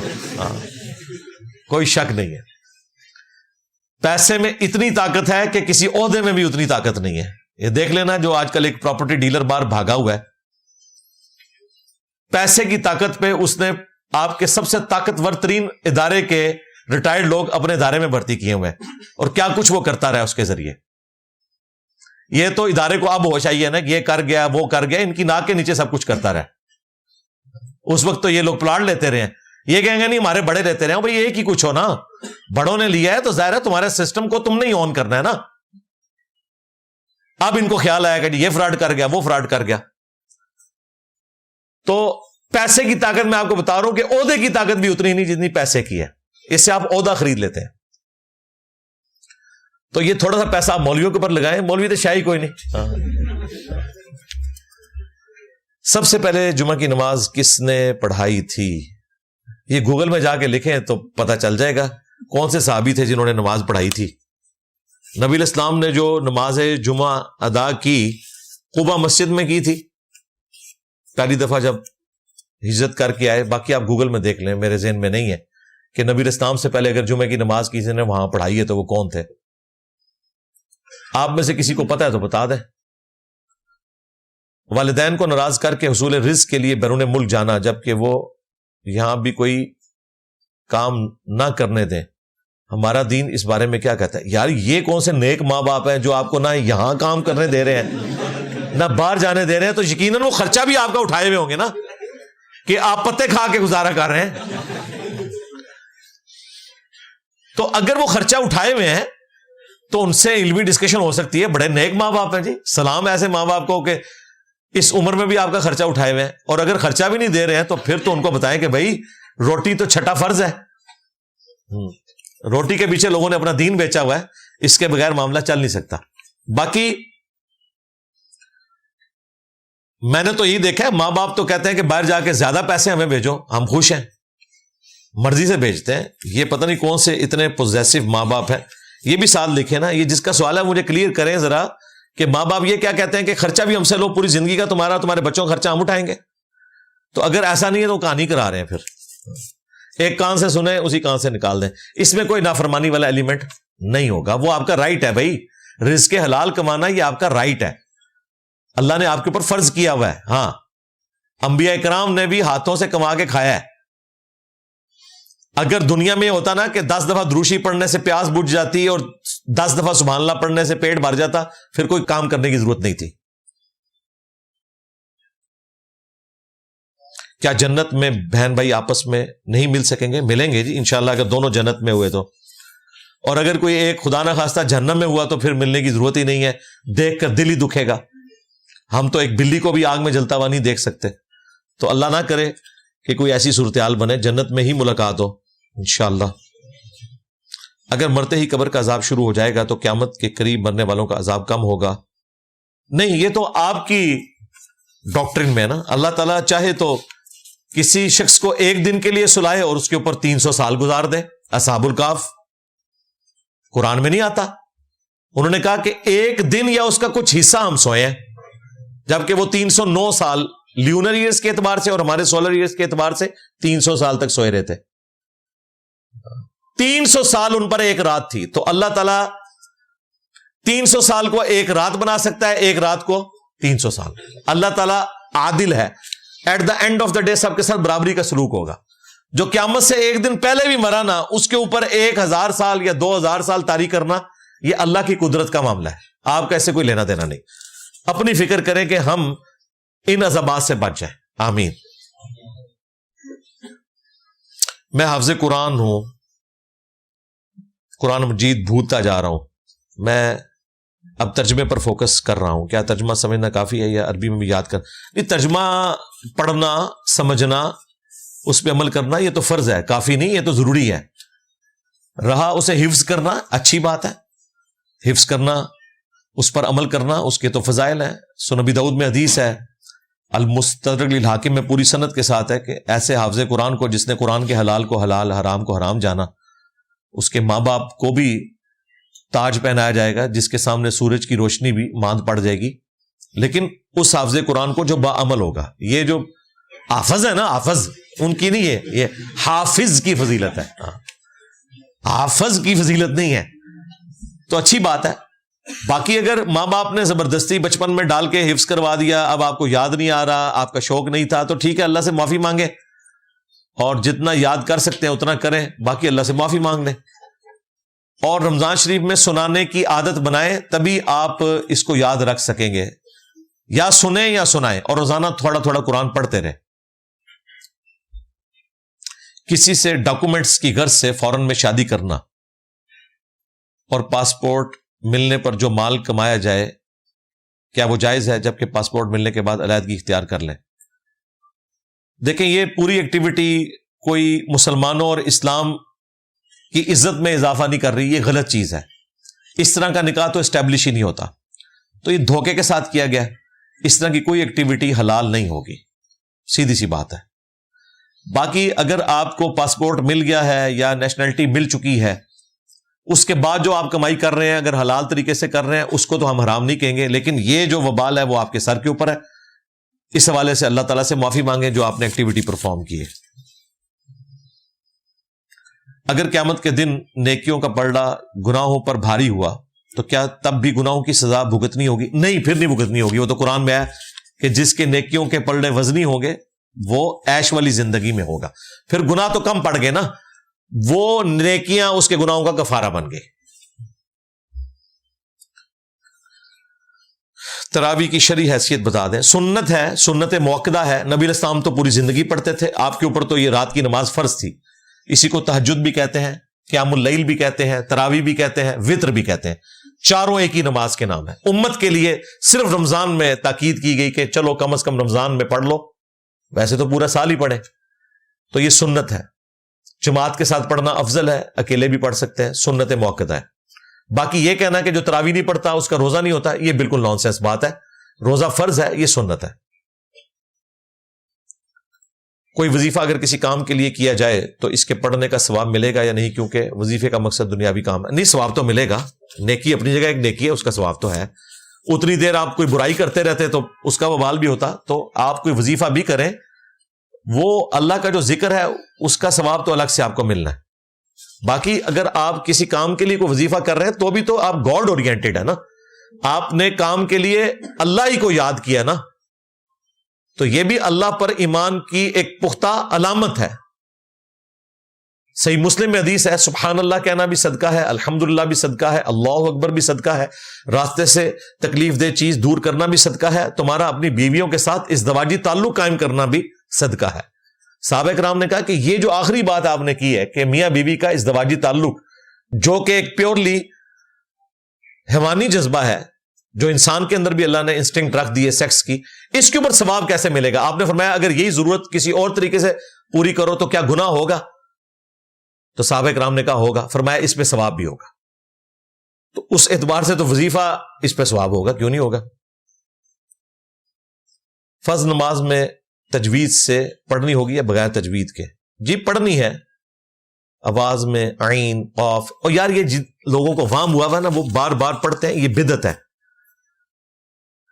پوری مسجد کے نمازیوں کو پتا چل جاتا ہے کہ اس نے عین نکال لی ہے، اسے نہیں پتا چل رہا ہوتا کہ میری عین صحیح نکلی ہے کہ نہیں. اتنی بار وہ پڑھ رہے ہوتے ہیں. یہ غلط ہے، یہ بدعت ہے. ایک بار پڑھیں کافی ہے، آپ نے اپنی کوشش کر لی، دیٹس آل. اسی طریقے سے بار بار وضو کرنا یہ بھی بدعت ہے، گناہ ہے، حرام ہے. وام میں نہیں پڑھنا آپ نے. اللہ بذات خود ایک جسم رکھتے ہیں یا نہیں؟ اللہ تعالیٰ تو ان چیزوں سے پاک ہے بھائی. لیس کمثلہ شیء وہو السمیع البصیر. اللہ عرش پر ہے. انجینئر محمد علی مرزا لکھے، میری ویڈیو انگلش سب ٹائٹل کے ساتھ کھل جائے گی. جو قرآن پاک میں آیات ہیں یہ متشابہات ہیں، ان پر صرف ایمان رکھتے ہیں ہم، باقی ان کی تفصیلات ہمیں نہیں بتائی گی، اور بتائی بھی جاتی تب بھی ہمیں سمجھ نہیں آ سکتی تھی. ہمارے پاس وہ ڈیٹا ہی نہیں موجود. مخلوق اپنے خالق کا احاطہ نہیں کر سکتی. اگر میں نکاح کرنا چاہوں اور گھر والے نہیں مان رہے تو ہمیں کیا کرنا چاہیے؟ یعنی وہ اس لڑکی کے لیے نہیں مان رہے، یا یہ کہہ رہے ہیں کہ آپ کو شادی نہیں ہم نے کرنے دینی؟ یہ تو نہیں لکھا ساتھ. ٹھیک کر رہے ہیں، بالکل میں آپ کے ماں باپ کے ساتھ ہوں. استطاعت کے باوجود اگر کوئی نکاح نہیں کرتا تو وہ ایسا ہے کہ اسے ہم ترغیب دلائیں گے. جس کی استطاعت نہیں اس نے کیوں؟ آپ نے روزے رکھنے ہیں بھائی، ہاں روزے رکھو. جو گاڑی ہم ایک ساتھ پر بینک سے لیتے ہیں، اس پر بینک سود لیتا ہے، کیا ہمارے لیے جائز ہے؟ نہیں جی، ناجائز ہے. باقی جو قسطوں کا کاروبار ہے وہ جائز ہے اسلامک بینکنگ کے تھرو. وہ سود نہیں ہوتا، وہ کموڈٹی کے اگینسٹ پیسہ ہوتا ہے، پیسے کے اگینسٹ پیسہ نہیں ہوتا. عام بینکوں سے نہیں، اسلامک بینک سے. جو لوگ بیرون ملک جا کر جھوٹا اسائلم کرتے ہیں، وہاں پناہ لیتے ہیں، کیا اس پر کی جانے والی کمائی حلال ہوگی یا حرام ہوگی؟ بنیادی ظاہر ہے جھوٹ پہ رکھی ہوئی ہے. باقی اگر کسی نے اسائلم حاصل کر لی، اب اس کو مل گئی، اس کے بعد کی کمائی کے اوپر ہم کوئی شرعی فتویٰ نہیں لگاتے. اس کی وجہ یہ ہے، ایک بندے نے چھری چوری کی. چھری چوری کرنا تو ایک فعل حرام ہے، لیکن اس چھری کے ساتھ اگر کسی نے بسم اللہ پڑھ کر کوئی جانور قربان کیا ہے، اس جانور کو ہم حرام نہیں کہہ سکتے، کیونکہ وہ اس نے بسم اللہ پڑھ کر اللہ کا نام لے کر قربان کیا ہے. اس لیے فتویٰ لگاتے وقت ان چیزوں کی احتیاط کرنی پڑتی ہے. ٹی وی ہم بیچتے ہیں، انٹرنیٹ کا کنیکشن بیچتے ہیں، آگے اس کے اوپر لوگ کیا دیکھ رہے ہیں، یہ وبال ان کے اوپر ہوگا. تو بہرحال یہ ایکٹیویٹی پرفارم کرنا یہ خود بہت بڑا ایک گناہ ہے کہ آپ جھوٹ بول کر اس طریقے سے جاتے ہیں. اس کے اوپر تو اللہ سے معافی مانگنی ہوگی. اور اگر کوئی کہتا ہے جی میں پہلے کر لوں گا بعد میں معافی مانگ لوں گا، نہ، بالکل نہیں. پھر اللہ تعالیٰ کی برکت بھی اٹھ جاتی ہے. صحیح بخاری میں حدیث ہے، کوئی سچی قسم کھا کر بھی مال بیچے نا، کہ اللہ کی قسم میں نے اتنے کا لیا، اور وہ صحیح بول رہا ہے، مال بک جائے گا لیکن برکت اٹھ جائے گی. تو یہ تو ہے ہی سارا جھوٹ. کیا والدین کی اجازت کے بغیر دوسرے شہر جایا جا سکتا ہے؟ اگر مقصد نیک ہو. میرے خیال ایتھے ہی آئے ہو. ہاں تو اگر تو آپ نابالغ ہیں پھر تو ماں باپ کی اجازت کے بغیر آپ نہیں نکلیں گے. اگر بالغ ہیں تو آپ توریہ کر کے نکلیں نا. آپ کہیں کہ میں اپنے استاد سے ملنے جا رہا ہوں, اپنے ٹیچر سے ملنے جا رہا ہوں, اپنے دوست سے ملنے جا رہا ہوں, کچھ بھی آپ کہہ سکتے ہیں, ٹھیک ہے, اور اس میں آپ توریہ کر سکتے ہیں, یہ آپ کا رائٹ ہے. اور اگر ان کو پھر بھی پتہ چل جائے اور روکیں تو ٹھیک ہے, وہیں رک جائیں بھائی, ویڈیو میں دیکھ لیں, جھگڑا کرنے کی ضرورت نہیں. یہاں ہم اس لیے بلاتے ہیں کہ ایک تو اللہ کے دین کے لیے آپ سفر کرتے ہیں, صحیح مسلم میں حدیث ہے, جو اللہ کی خاطر علم حاصل کرنے کے لیے سفر اختیار کرتا ہے, اللہ تعالیٰ اس کے لیے جنت کا راستہ آسان کر دیتا ہے. دوسرا یہ ہے کہ پریکٹیکلی آ کے یہاں دیکھیں. لوگ کہتے ہیں کہ انجینئر صاحب باہر نہیں نکلتے, تو آپ آ کے دیکھ لیں کہ بھائی یہ باہر نکل کے پبلک میں ہی ہم ایڈریس کر رہے ہیں نا. باہر سے مراد یہ تو نہیں میں چوک میں جا کے بیٹھ جاؤں. چوک میں تو ٹرمپ بیٹھا تھا, اس کے اوپر بھی اگلوں نے فائر کھول دیا تھا, اتنی مضبوط پرسنالٹی. تو پاکستان میں تو آپ کو سیکورٹی کے حالات پتہ ہے. مارٹگیج لینا جائز ہے, اسلامک بینک کے تھرو ہو تو درست ہے. مارٹگیج سے ہمیں اختلاف نہیں ہے, قسطوں کے کاروبار سے اختلاف نہیں ہے, اس کا پروسیجر پلس اسلامک بینک سے ہونا یہ ضروری ہے. اللہ نے اس دنیا کو کیسے بنایا, کیسے سے مراد کیا پوچھنا چاہ رہے ہیں؟ کچھ نہیں تھا تو بنایا. کریشن ایکس نہیلو ہوئی ہے. ایگزسٹنس آف گاڈ میری ویڈیو دیکھیں, میں نے تفصیل کے ساتھ اس کے اوپر ڈسکشن کی ہے. اللہ کو کس نے پیدا کیا یہ بھی ٹاپک ڈسکس کیا ہے. پچھلے دنوں جو دھروو راٹھی نے اس حوالے سے بات کی تھی, تو میری ویڈیوز کو ڈاکومنٹریز کی ویڈیوز کے ساتھ جوڑ کر ایک پوری ویڈیو ہم نے بنائی تھی. ہدایہ وکٹری چینل کے اوپر بھی ویڈیوز رکھی ہوئی ہیں, انہی سے میں نے یہ ویڈیو بنوائی تھی اپنے آفیشیل چینل کے اوپر. Existence of God, engineer Muhammad Ali Mirza, who created God, engineer Muhammad Ali Mirza, وہ لکھے تو کھل جائے گی. اسلامک بینک میں کچھ پیسے دے کر جو گھر انسٹالمنٹ پر لیا جاتا ہے وہ حلال ہے. وہ اتنا سادہ نہیں ہوتا کہ پیسے دے کر, وہ مداربہ اور مشارکہ کی بنیاد کے اوپر ہوتا ہے. اسلامک بینک کے تھرو جی حلال ہے. وہ معراج شریف کا واقعہ, حضرت موسیٰ علیہ السلام سے ملاقات ہوئی, قبر میں کیا حضرت موسیٰ علیہ السلام نماز پڑھ رہے تھے؟ بالکل ہے. اس کی حقیقت کیا ہے؟ حقیقت اس کی برزخ ہی ہے. اس دنیا کے فریم آف ریفرنس سے وہ الگ ہے. اس سے بڑی بات ہے, موسیٰ علیہ السلام تو قبر میں نماز پڑھ رہے تھے نا, باقی تمام انبیاء تو قبروں سے نکل کر بیت المقدس میں آئے ہوئے تھے. صحیح مسلم میں حدیث ہے, اور نبی علیہ السلام نے ان کی امامت کروائی. اور یہ خواب کا واقعہ بھی نہیں ہے, بیداری کا ہے. لیکن وہاں بیٹھے ہوئے لوگوں کو یہ نظر نہیں آیا, ورنہ 1 لاکھ سے زیادہ بندہ اگر ایک شہر میں جمع ہو جائے تو ان لوگوں کے تو سانس لینے کی آواز سے لوگ جاگ جائیں گے. یہ برزخی معاملہ تھا, ان سین بیریئر تھا. جس طرح یہاں فرشتے موجود ہیں, بخاری مسلم میں حدیث ہے, قرآن کی محفل کو فرشتے ڈھانپ لیتے ہیں آسمان دنیا تک, لیکن ہمیں نظر نہیں آتے. فزیکلی موجود ہے, ہمیں نظر نہیں آتے. اس فریم آف ریفرنس سے وہ باہر کی چیز ہے. اس طرح قبروں میں انبیاء کا نماز پڑھنا یہ اس دنیا کی چیز ہی نہیں ہے. وہ تو چھٹے آسمان پہ پھر ملاقات ہو گئی تھی. تو یہ سارا برزخ کا معاملہ ہے. نماز میں ہاتھ ناف کے نیچے باندھنے سے نماز ہوتی ہے یا نہیں ہوتی؟ نماز تو بھائی نیچے باندھنے سے بھی ہو جائے گی, چھوڑ کے بھی ہو جائے گی. ہم تو یہ بتاتے ہیں سنت طریقہ کیا ہے. یہ معاملہ الگ ہے, ہوتی ہے نہیں ہوتی. اگر نہ ہو رہی ہو تو ہم آپ کو کہیں کہ آپ حنفیوں کے پیچھے بھی نماز پڑھ لو, ہو جاتی ہے. لیکن کیا ایسے پڑھنی چاہیے؟ نہ. اس کی وجہ یہ کہ آپ نے سنت کے مطابق نماز پڑھنی ہے. جو غلطی کر رہا ہے اس کا وبال اس کے اوپر ہے, آپ نے خود سنت کو فالو کرنا ہے.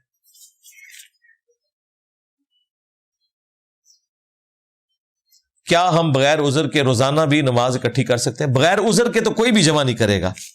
کوئی نہ کوئی وجہ تو ضرور ہوتی ہے, کوئی نہ کوئی وجہ ہوتی ہے, ورنہ کسی کو ضرورت نہیں ہے ایسا کرے.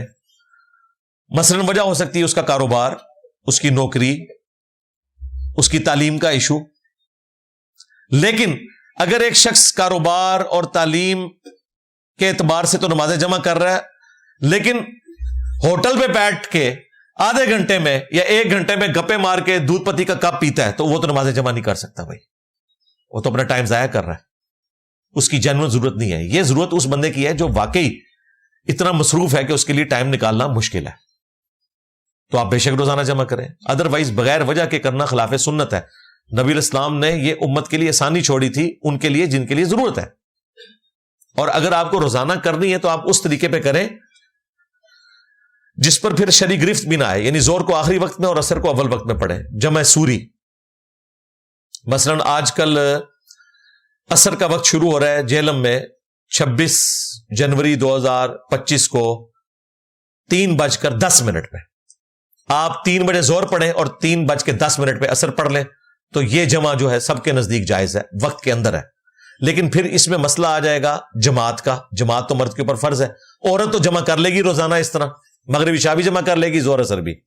مرد کو پھر یہ کرنا ہوگا کہ جماعت کا بھی اہتمام کرنا پڑے گا. کیا کرے گا؟ ایک تو جماعت سے پڑھ لے گا اور درمیان میں پڑھے گا تو اس طرح کی تو کوئی مسجد نہیں جہاں پہ اس طرح کی جمع والی کوئی فیسلٹی اویلیبل ہو. تو عورتیں نماز جمع کر لیں گی، مردوں کے لیے اس طرح کا ایشو ہو جاتا ہے. تو اس میں پھر آپ یہ کر سکتے ہیں کہ اگر کہیں آپ کی واقعی جنون مجبوری ہے تو کوئی ایک نماز جماعت سے پڑھ لیں، دوسری آپ خود پڑھ لیں.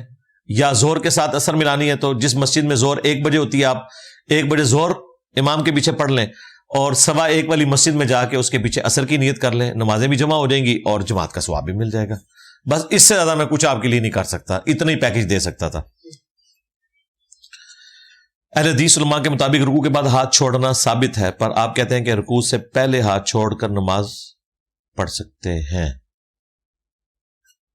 دونوں بات ٹھیک ہے، اہل حدیث بھی ٹھیک کہہ رہے ہیں کہ رکوع کے بعد چھوڑنا اس پہ تو امت کا اجماع ہے. یہ کون سا اہل حدیث نے ہمیں نئی انفارمیشن میں اضافہ کیا ہے؟ یہ تو پہلے ہی موجود ہے. اور ہم کہتے ہیں کہ رکوع سے پہلے، جی ہم نہیں کہتے ہیں، حدیث میں لکھا ہوا ہے، عبداللہ ابن زبیر کا عمل لکھا ہوا ہے مصنف ابن ابی شیبہ میں. اور اہل حدیث نے ہمیں بتایا کہ سنن کبری البیہقی میں موجود ہے کہ عبداللہ ابن زبیر نے نماز حضرت ابوبکر سے سیکھی تھی اور انہوں نے رسول اللہ سے سیکھی تھی. عبداللہ ابن زبیر کی نماز نبی الاسلام کی نماز ہے. تو ہاتھ چھوڑ کر ہاتھ باندھ کر دونوں ثابت ہیں. اس پہ تفصیلی ویڈیو ریکارڈ ہے، وہ آپ دیکھ لیں. ایک شخص گونگا ہے اور پڑھنا لکھنا بھی نہیں جانتا، نکاح کے وقت ایجاب و قبول کیسے کرے گا؟ اشارے سے کرے گا. یار آپ کو فکر پڑ گئی گونگوں کی؟ اللہ کے بندو، گونگے تو ساری کمیونیکیشن کر لیتے ہیں، گالیاں بھی دے لیتے ہیں. ہاں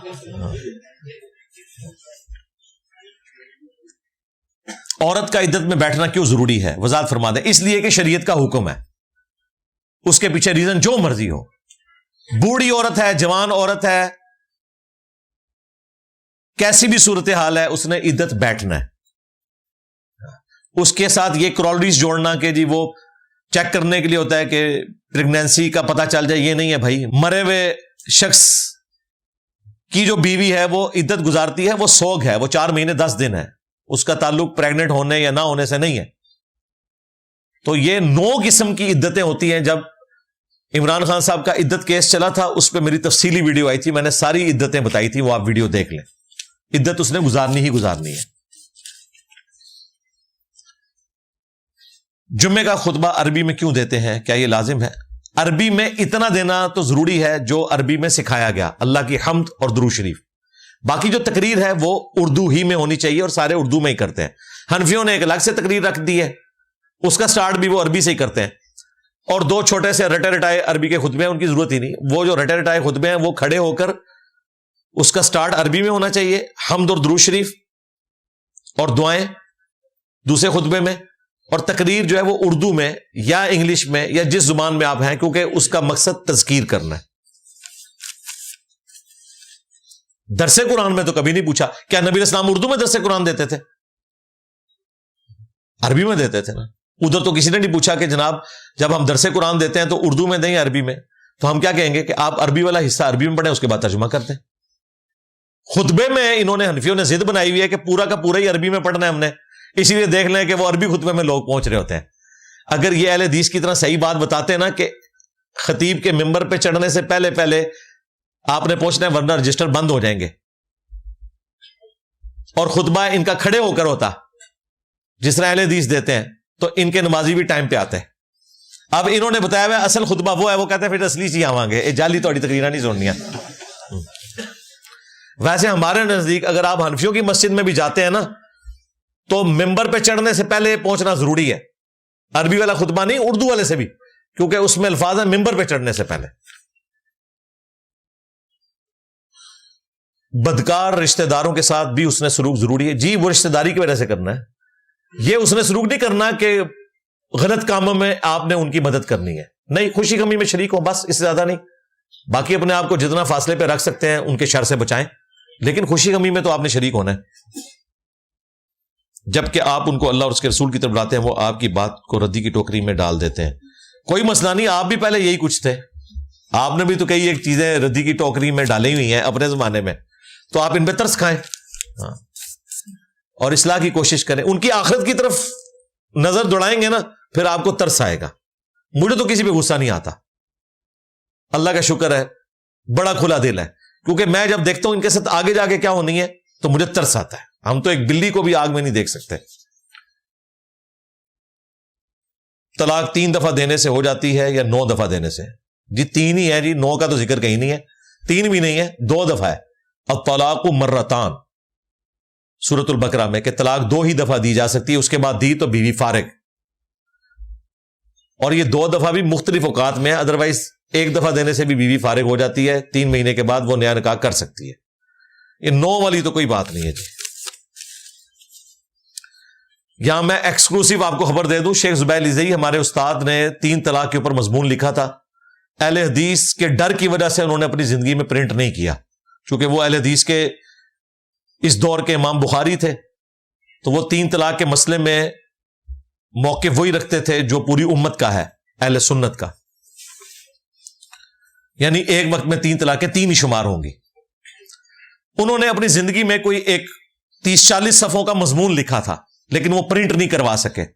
ان کی وفات کے بعد میں ان کے شاگرد سے وہ مضمون مانگتا رہا، انہوں نے مجھے نہیں دیا. انہیں پتا تھا کہ یہ ہنگامہ کھڑا کر دے گا اس مضمون کو شائع کر کے. وہ 4-5 دن پہلے مجھے کسی نے ای میل پہ بھیج دیا ہے، کسی بندے کو مضمون مل گیا، ٹائپ کروا کے پورے کا پورا مضمون. انشاءاللہ تعالی چند دنوں تک ہم اپنے آفیشیل یوٹیوب چینل میں اس کو کمیونٹی میں PDF پورا اس کا شیئر کروا دیں گے، وہ آپ پڑھ لیں. یہ ایک ہمارے ذمہ ادھار تھا، ہم کئی سالوں سے کہہ رہے تھے کہ شیخ صاحب کا ایک مضمون ہے، ایک دلیل کا جواب انہوں نے دیا. کافی ساری چیزیں تو میں نے ویڈیو میں بتا دی تھی، لیکن وہ پورا 30-40 صفحوں کا مضمون ہے، وہ انشاءاللہ تعالی اویلیبل ہو جائے گا. میں نے آپ کی ویڈیوز میں سنا تھا کہ رخصتی نہ ہونے پر 9 دفعہ بولو پھر طلاق. اور 9 دفعہ 9 کہاں سے آ گئے یار؟ 3 ہوتی ہے نا طلاقاں. واقعہ معراج میں نبی اسلام نے اللہ کو دیکھا یا نہیں، اس کے اوپر میری ویڈیو آپ دیکھ لیں. معراج النبی صلی اللہ علیہ وآلہ وسلم لکھیں، اللہ کا دیدار لکھیں. ملینز آف پیپل نے وہ ویڈیو دیکھی ہے، میں نے تفصیل سے ڈسکس کیا ہے. اللہ سے ملاقات ہوئی ہے لیکن دیدار نہیں ہوا، دیدار خواب میں ہوا ہے. جنت میں سب کو ہوگا انشاءاللہ. کوئی بھی صحابی یا تابعین کے ذاتی عمل پر چلا جا سکتا ہے. مثلا اونٹ نہر کرنے تک قبر کے پاس رہنا ہے. جی یہ تو سنت ہے نا، حضرت عبداللہ بن عمر بن عاص نے وصیت کی تھی اور یہ فٹن بیٹھتا ہے. نبی اسلام نے تو قبروں پہ جانے کا حکم دیا تو بالکل بیٹھے. حضرت عمر بن عاص رضی اللہ تعالیٰ نے حکم دیا ہے تو وہ ایک صحابی کا حکم ہے. صحابی کا نابالغ بچوں کو تعویذ پہنانا، وہ میں پہلے ڈسکس کر چکا کہ وہ تختی پر لکھ کے دیتے تھے، وہ یاد کر سکے. تعویذ نہیں بناتے تھے، ورنہ تختی تو نہ لکھا ہوتا. تختی پہ لکھنے کی کیا ضرورت ہے؟ چھوٹی سی پڑیا پہ لکھ دیتے نا. وہ اسی طریقے سے جیسے باپا جانی جو ہے وہ کارڈ لگاتے ہیں، غیبت کے خلاف جنگ جاری رہے گی. ٹھیک ہو گیا. فضائل میں ضعیف روایات بیان کر سکتے ہیں؟ نہیں کر سکتے. اس کی وجہ یہ ہے اس کا اینڈ رزلٹ تباہی ہے. فضائل تک تو بات رہتی نہیں ہے. اب انگوٹھے چومنے والی حدیث جو ہے اس سے تو عقیدہ بنا لیا ہوا انہوں نے. امام مسلم کا موقف درست ہے، نہ فضائل میں لیں گے، نہ حلال و حرام کے لیے لیں گے، نہ شریعت کے کسی حکم کے لیے لیں گے. صحیح مسلم کے مقدمے میں لکھا ہے. ہماری یونیورسٹی میں بات بات پر فائنینشیل پینلٹی ہوتی ہے. اس کا کہنا ہے کہ میں نے انجینئر صاحب کی ویڈیو میں دیکھا کہ یہ حرام ہے. جی حرام ہے. انجینئر صاحب نے اگر کوئی یونیورسٹی بنائی تو اس میں اس قسم کی پینلٹی نہیں ہوگی. آپ کی یونیورسٹی کے اوپر میرا کوئی روب نہیں ہے. اس کا یہ مطلب نہیں کہ آپ نے وہ پینلٹی نہیں دینی اور اپنا نام خارج کروا لینا ہے. اس کا وبال ان کے اوپر ہے. آپ کہتے ہیں کہ آپ کا کوئی فرقہ نہیں، تو پھر آپ صرف سنی فرقہ کی ہی کتب کا حوالہ کیوں دیتے ہیں؟ یہ کافی دفعہ میں نے جواب دے دیا ہے. میں اہل سنت کے منہج کو قرآن و سنت کا منہج سمجھتا ہوں. قیامت تک جو ایک گروہ حق پر قائم رہے گا وہ اہل سنت کا منہج ہے. ہاں اہل تشیع کو ہم منہج کے اعتبار سے اگرچہ درست نہیں سمجھتے لیکن مسلمان سمجھتے ہیں. دنیا میں 85% اہل سنت ہیں، اس لیے اہل سنت کی ڈومیننسی اس حوالے سے ہے، اسی لیے ہم نے ان کی کتابیں بھی سجائی ہوئی ہیں، کیونکہ منہج کے اعتبار سے ہم اہل سنت ہیں، فرقے کے اعتبار سے نہیں ہے، منہج کے اعتبار سے۔ رہا اہل تشیع، تو ان کو بھی ہم قرآن کے اوپر دعوت حق پیش کرتے ہیں جو کامن بانڈ ہے، اور باقی جو معاملات ہیں، سب سے بڑا مسئلہ نماز کا طریقہ ہی تھا نا، وہ تو ہم نے ایک ثابت کر دیا، باقی چیزیں چھوٹی ہیں۔ رہا خلفائے ثلاثہ کا ایشو، تو وہ بھی میں نے نہج البلاغہ سے ان کے سامنے رکھ دیا، عقیدہ امامت کا مسئلہ، اور باقی جو بدعات ہیں، ماتم والی ہو، باقی ساری چیزیں وہ چھوٹی ہیں اس کے مقابلے پہ۔ مجھے کبھی حج و عمرہ کی سعادت نصیب نہیں ہوئی، اپنے سے پہلے اپنے والد بہن اور والدہ کو عمرہ کرا سکتا ہے؟ نہیں کروانا، آپ نے خود کرنا بھی، ماں باپ کو کیوں کروانا ہے؟ آپ کے پاس اگر رقم ہے تو آپ نے جانا ہے بھائی، آپ کے ماں باپ پہ کوئی حج عمرہ فرض نہیں ہے اگر ان کے پاس رقم نہیں ہے، اور یہ بات بھی کوئی نہیں ہے کہ جب تک ماں باپ نہیں کریں گے آپ کا قبول نہیں ہوگا، یہ ساری جذباتی باتیں ہیں۔ اگر کسی شخص سے قرض لے کر بھول جائیں کہ کس سے لیا تھا اور وہ بھی یاد نہ کروائے، یار اس طرح ہو نہیں سکتا ویسے، یہ اتنی مشکل اگر آپ نے بتائی ہیں تو چلیں آپ کا سوال مانتے ہوئے ہم یہ کہتے ہیں کہ آپ کو نہیں پتا چل رہا تو ٹھیک ہے، اتنی رقم آپ اللہ تعالیٰ کی راہ میں صدقہ کر دیں اس شخص کی طرف سے جو آپ کو بھول چکا ہے، انشاءاللہ قیامت والے دن اس کے نامہ اعمال میں اس صدقے کا ثواب چلا جائے گا اور وہ قیامت والے دن آپ کو معاف کر دے گا۔ آپ اپنے استعمال میں وہ رقم نہیں لا سکتے۔ کون سی تصویر حلال ہے اور کون سی حرام؟ جو عبادت کے لیے بنائی جاتی ہیں وہ ظاہر 100% حرام ہے، نامحرم کی تصویر بنا کر اپنے پاس رکھنا وہ حرام ہے۔ اپنے ریکارڈ کے لیے اپنی جو محرم رشتوں کی تصویریں وہ آپ رکھ سکتے ہیں۔ میں ایک طالب علم ہوں، احادیث کی سند اور راوی کا علم نہ ہونے کی وجہ سے ان کا مطالعہ نہیں کر سکتا۔ نہیں، آپ کا تو یہ کام ہی نہیں ہے، تو علماء بھی نہیں کر سکتے۔ آپ کیا سمجھتے ہیں اتنا آسان کام ہے؟ آپ کو دوبارہ سے ویل انوینٹ کرنے کی ضرورت نہیں ہے۔ بخاری مسلم کے اوپر اہل سنت کا اتفاق ہے، آپ چپ کر کے پڑھیں، پروڈکٹ تیار ہے۔ آپ نے دوبارہ سے اپنی فیکٹری لگانی ہے، ضرورت ہی کوئی نہیں، آپ کو سند کی تحقیق کی ضرورت ہی نہیں ہے۔ جو ایگریڈ اپون کتابیں ہیں وہ آپ پڑھ لیں، قرآن، بخاری مسلم۔ داڑھی کس حد تک چھوٹی کی جا سکتی ہے؟ اس حد تک کہ اسے داڑھی کہا جائے، یہ نہیں کہ 2 یا 3 دن کی بڑی ہوئی شے، وہ جس طرح شاہد افریدی صاحب نے رکھی ہوئی ہے یا ابھی بابر اعظم نے رکھی ہوئی ہے، اتنی داڑھی رکھنا جائز ہے، لیکن بہتر یہ کہ مٹھی ہو۔ ہمارے تو کئی بال مٹھی سے بھی زیادہ ہے۔ کیا زمین ٹھیکے پر لے کر کاشتکاری کرنا جائز ہے؟ بالکل جائز ہے۔ یہ جو آپ نے کہا نا حدیث میں مانیتا، یہ ایک اور چیز ہے، وہ اس سے تعلق نہیں رکھتی ہے۔ اپنے حدود اور قیود کے ساتھ بالکل درست ہے، صحابہ کرام اس طرح کیا کرتے تھے۔ یہودی محنت کرتے تھے، صحابہ کی زمین ہوتی تھی اور اس کے بعد اس طرح کے معاملات آپس میں طے کر لیتے تھے، اور اس میں ٹھیکے پہ بھی آپ دے سکتے ہیں، پارٹنرشپ کی بنیاد پہ بھی کر سکتے ہیں، لیکن اس میں یہ ہوگا کہ اگر آپ نے پارٹنرشپ کی تو پھر نقصان کی صورت میں نقصان آپ کا ہوگا، کسان کا نقصان نہیں ہوگا، اس کی صرف محنت ضائع ہوگی، مالی نقصان سارا آپ نے برداشت کرنا ہے، وہ اس کے اوپر آپ نہیں ڈال سکتے۔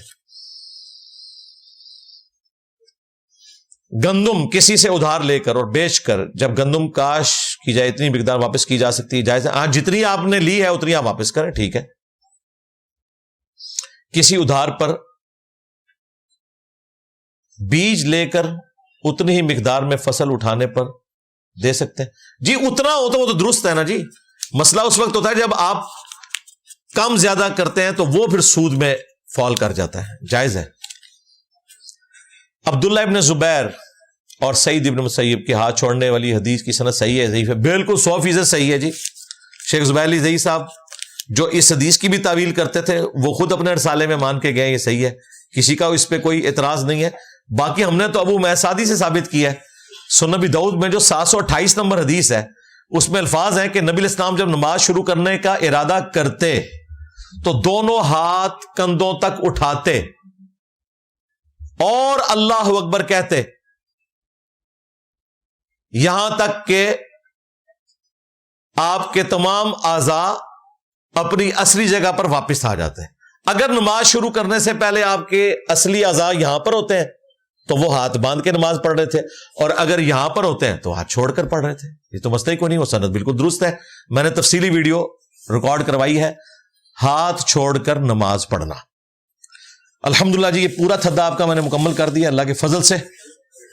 کوئی پرچی ایسی نہیں جو میرے ممبر پہ بیٹھنے سے پہلے آج مجھے ملی ہو اور میں نے پڑھ کے اس کا جواب نہ دیا ہو, اور یہ بھی آپ کی خوشی کی خاطر, ورنہ آج کوئی ایسی پرچی نہیں تھی جس کے اوپر میری تفصیلاً ویڈیوز ریکارڈ پہلے نہ ہو. اصل مقصد تو یہاں کرنٹ افیئر کے لیے بیٹھنا ہوتا ہے. کافی سارے لوگوں نے دعاؤں کے لیے کہا ہے, بھائیوں نے, بہنوں نے, اینڈ پہ ہم دعا بھی کر لیتے ہیں. اللہم انی اسألک بانک انت اللہ لا الہ الا انت الاحد الصمد الذی لم یلد ولم یولد ولم یکن لہ کفوا احد وإلہکم الہ واحد لا الہ الا هو الرحمن الرحیم الف لام میم اللہ لا الہ الا هو الحی القیوم اللہم صلی علی محمد وعلی آل محمد ربنا آتنا فی الدنیا حسنہ وفی الآخرۃ حسنۃ وقینا عذاب النار ربنا آتنا من لدنک رحمۃ وہیئ لنا من امرنا رشدا اللہم احسن عاقبتنا فی الامور کلها واجرنا من خزی الدنیا وعذاب الآخرہ رب ارحمهما كما ربياني صغيرا ربنا هب لنا من ازواجنا وذرياتنا قرة اعين وجعلنا للمتقين اماما اللهم اغفر لحينا وميتنا وشاهدنا وغائبنا وصغيرنا وكبيرنا وذكرنا وانثانا اللهم من احييته منا فاحيه على الاسلام ومن توفیتہ منا فتوفہ علی الایمان. اے اللہ باران رحمت کا نزول فرما. اے اللہ تمام مسلمانوں کی تمام دینی دنیاوی جسمانی روحانی ظاہری باطنی پریشانیاں تکلیف مصیبتیں دکھ بیماریاں دشواریاں دور فرما. اے اللہ ہماری ہمارے ماں باپ کی ہمارے بیوی بچوں کی پوری امت کی مغفرت فرما. اے اللہ خصوص بالخصوص کشمیر کے مسلمان, فلسطین کے مسلمان, چائنا کے مسلمان, افغانستان میں, یمن میں, عراق میں, شام میں, جہاں کہیں کس پرسی کی زندگی گزار رہے ہیں, غیب سے ان کی عزت آبرو جان و مال کی حفاظت فرما. اے اللہ ہمارے ملک پاکستان کی خیر فرما, اندرونی اور بیرونی خطرات سے محفوظ فرما. اے اللہ ہماری ہمارے ماں باپ کی ہماری بیوی بچوں کی پوری امت کی تمام دینی دنیاوی جسمانی روحانی ظاہری باطنی پریشانیاں تکلیف مصیبتیں دکھ بیماریاں دشواریاں دور فرما. اے اللہ جن جن بھلائیوں کا سوال تیرے محبوب صلی اللہ علیہ وآلہ وسلم نے تجھ سے کیا ہم تمام کے حق میں قبول منظور فرما. جن جن چیزوں کے شر سے تیرے محبوب علیہ السلام نے تیری پناہ طلب کی تمام مسلمانوں کو ان چیزوں کے شر سے اپنی پناہ عطا فرما. سبحان ربک رب العزت عما یصفون وسلام علی المرسلین والحمد للہ رب العالمین وصلی اللہ علی النبی الکریم وعلی آلہ واصحابہ اجمعین الی یوم الدین آمین.